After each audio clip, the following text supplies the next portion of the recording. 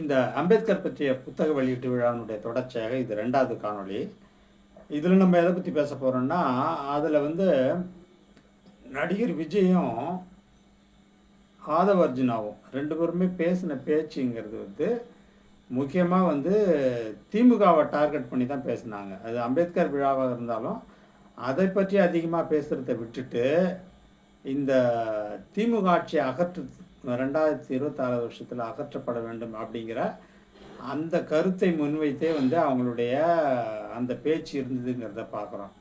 அதில் 2 விஷயங்கள் அவங்க பேசுகிறாங்க. ஒன்று குடும்ப ஆட்சி அல்லது மன்னர் ஆட்சி. இப்போ இந்த ஆதவர்ஜுனா இதை யூஸ் பண்ணும்போது மன்னராட்சிங்கிற ஒரு டேர்மை யூஸ் பண்ணுறாரு. இவர் குடும்ப ஆட்சிங்கிறாரு. 2வது 2 பேருமே ஊழலை பற்றியும் பேசுகிறாங்க. அது ஊழல் ஆட்சி, ஊழலுக்கு எதிராக மக்கள் திரளுவாங்க, அணி திரண்டு இந்த ஆட்சி தூக்கி எறியப்படும். இவங்க என்ன தான் ஃபோட்டோ ஷூட் நடத்தினாலும், என்ன தான் மக்களுக்கு சேவை செய்கிற மாதிரி இவங்க நடித்தா கூட இந்த ஆட்சி அகற்றப்படும். அதே மாதிரி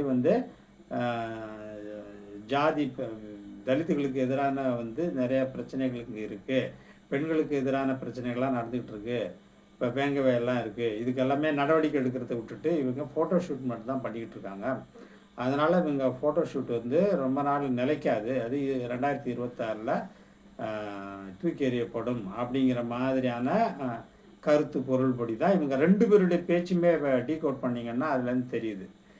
நம்ம இதில் கேட்க வேண்டிய ஒரே கேள்வி தான் இவங்க 2 பேருக்குமே அதாவது ஒன்று குடும்ப ஆட்சி மன்னராட்சி அகற்றப்படணுங்கிறாங்க. 2வது ஊழல் அகற்றப்படணுங்கிறாங்க. இந்த 2 கருத்தையும் சொல்கிறதுக்கு இவங்களுக்கு உண்மையிலே 2 பேருக்குமே தகுதி இருக்குதா அப்படிங்கிறது தான் நம்ம இப்போ கேள்வி கேட்குறோம்.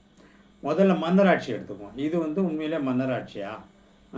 அரசமைப்பு சட்டத்தின் பிரகாரம் தேர்தல் ஆணையத்தால் நடத்தப்பட்ட தேர்தல் மூலம் மக்களிடம் சென்று ஓட்டு கேட்டு அந்த ரிக்வயர்ட் நம்பர் ஆஃப் எம்எல்ஏஸ் ஜெயிச்சு மெஜாரிட்டி ஆன பிறகு தான் அவங்க ஆட்சி அமைச்சிருக்காங்க. அப்படிங்கும்போது இப்படி மக்களால் தேர்ந்தெடுக்கப்பட்ட ஒரு ஆட்சியை மன்னர் ஆட்சி என்று, குடும்ப ஆட்சி என்று கொச்சைப்படுத்துவது எவ்வளவு ஒரு கேவலமான, ஒரு அயோக்கியத்தனமான, ஒரு மோசடித்தனமான ஒரு கூற்று அப்படிங்கிறதான் நம்ம இதில் புரிஞ்சுக்கணும். அப்போ விஜயும் ஆதவ அர்ஜுனாவும் என்ன நினைக்கிறாங்க? மக்களை கேவலமாக நினைக்கிறாங்களா? மக்கள் மேலே இதில் ஏதாவது தப்பு இருக்கா? மக்கள் தாங்கள் விரும்பிய தலைவர்களை ஓட்டு போட்டு தேர்ந்தெடுத்திருக்கிறாங்க. முறைப்படி எலெக்ஷன் நடந்திருக்குது. அது சட்ட பிரகாரம் நடந்திருக்கு.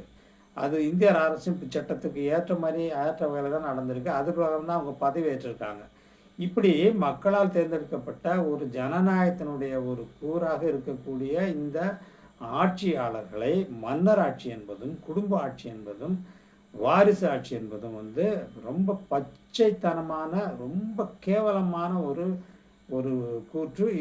இந்த கேவலமான கூற்றை முன்வைத்த அர்ஜுனாதவையும் விஜயையும் நாம் வன்மையாக கண்டிக்கிறோம்.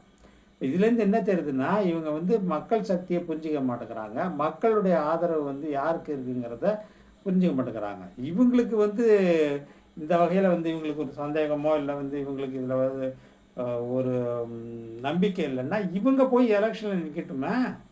இவங்க போய் எலெக்ஷனில் நின்றுக்கிட்டோம், மக்கள்கிட்ட ஓட்டு கேட்கட்டும். மக்கள் ஓட்டு போட்டாங்கன்னா இவங்க ஆட்சி நடத்திட்டு போகட்டுமே. ஸோ அப்படி ஒரு சினாரியோ வரும்போது அதையும் இவங்க மன்னர் ஆட்சி, அதையும் குடும்ப ஆட்சி, வாரிசு ஆட்சின்னு இவங்க சொல்லுவாங்களா? அதுக்குரிய தைரியம் இவங்களுக்கு கட்ஸ் இருக்குதா?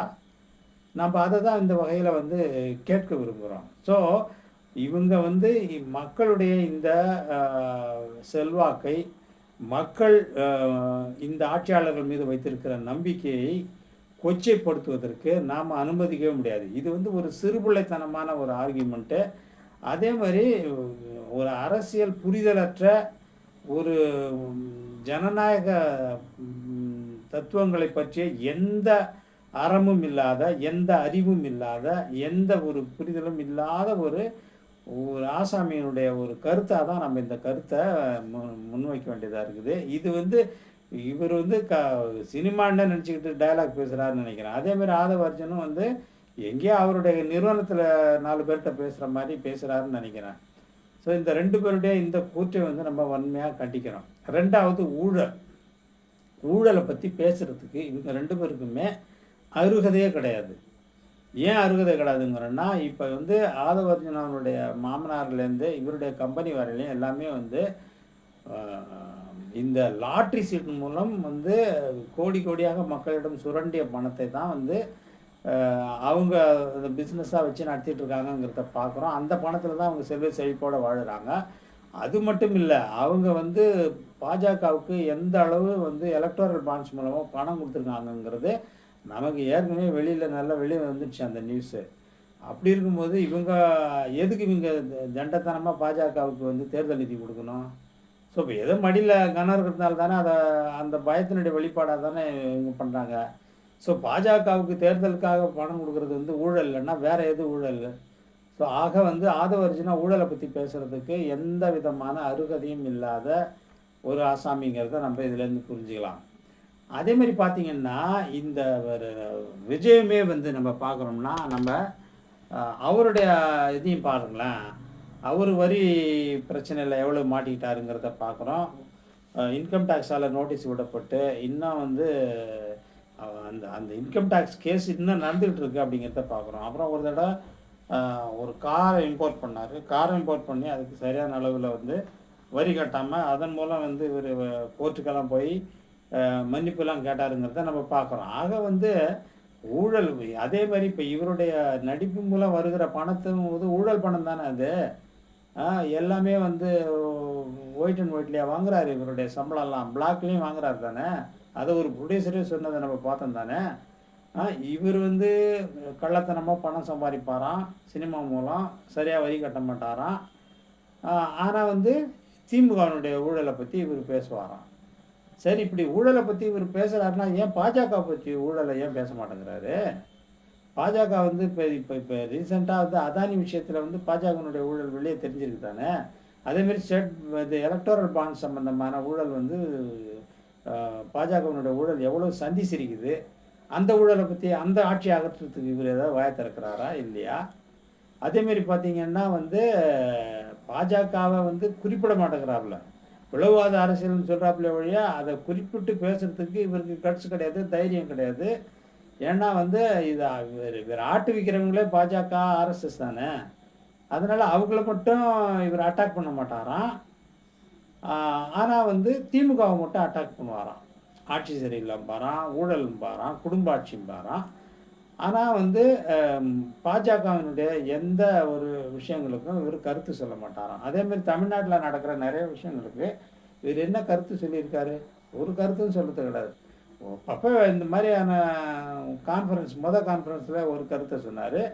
அதே கருத்தை இப்போ இதில் ரிப்பீட் பண்ணியிருக்காருங்கிறத வழிய வேறு இவர் என்ன அரசியல் பண்ணுறாருங்கிறத நம்ம கூர்ந்து கவனிக்கணும். ஏன்னா இவருடைய அரசியல் என்பது வெறும் திமுக எதிர்ப்பு அப்படிங்கிற மாதிரி போச்சுன்னா இவரும் தமிழக மக்களால் புறம் தள்ளப்படுவார் அப்படிங்கிறது தான் நம்ம இதுலேருந்து சொல்ல விரும்புகிறோம். இவர் வந்து செலக்டிவ் அம்னீஷியா என்கிற நோய் மூலம் சஃபர் ஆகி அதன் மூலம் வெறும் திமுகவை தான் நான் டார்கெட் பண்ணுவேன், நான் பாஜகவை கண்டுக்க மாட்டேன், தமிழ்நாட்டில் நடக்கிற மற்ற அரசியல் விஷயங்களை பற்றி நான் எந்த பேச்சும் பேச மாட்டேன், அது எனக்கு அவசியம் இல்லை, நான் என்னுடைய ஒரே குறிக்கோள் திமுகவை அகற்றிட்டு நான் வந்து ஆட்சியில் உட்கார்றதாங்கிறதுனா மக்கள்கிட்ட இவர் சந்தி சிரிச்சிடுவார். மக்கள் இவர் மிக கேவலமாக இவங்க மக்கள் மத்தியில் இவர் அம்பலப்பட்டு போவாருங்கிறது தான் நம்ம இந்த நேரத்தில் சொல்லிக்கொள்கிற ஒரு முக்கியமான கருத்து. இதோட வந்து இவர் வந்து தன்னுடைய அரசியல் பாங்கை மாற்றிக்கணும். இவர் வெறும் திமுக மட்டும் டார்கெட் பண்ணார்னா மக்கள் வந்து இவருக்கு தகுந்த பதிலடி கொடுப்பாங்க. அதேமாரி குடும்ப அரசியலுங்கிறது வந்து மக்கள் ஏற்றுக்கிட்ட பிறகு அதுக்கு வேறு அர்த்தமே கிடையாது. மக்கள் ஒருத்தர் தேர்ந்தெடுத்து இப்போ உதயநிதியை தேர்ந்தெடுக்கிறாங்க, ஸ்டாலினை தேர்ந்தெடுக்கிறாங்கன்னா மக்களுக்கு மீறி என்ன சக்தி இருக்குது? மக்களே அதை ஒத்துக்கும் போது நீங்கள் யாருங்க அதை வந்து குடும்ப அரசியல்னு சொல்கிறதுக்கு? ஒரு கட்சியில் உள்ள குடும்ப அரசியலை பற்றி உங்களால் பேச முடியுமா? தைரியம் இருக்கா?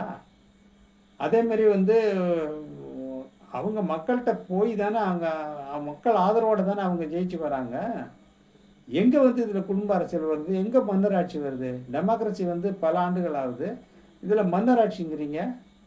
இதெல்லாம் வந்து மக்கள் பார்த்துக்கிட்டு சும்மா இருக்க மாட்டாங்க.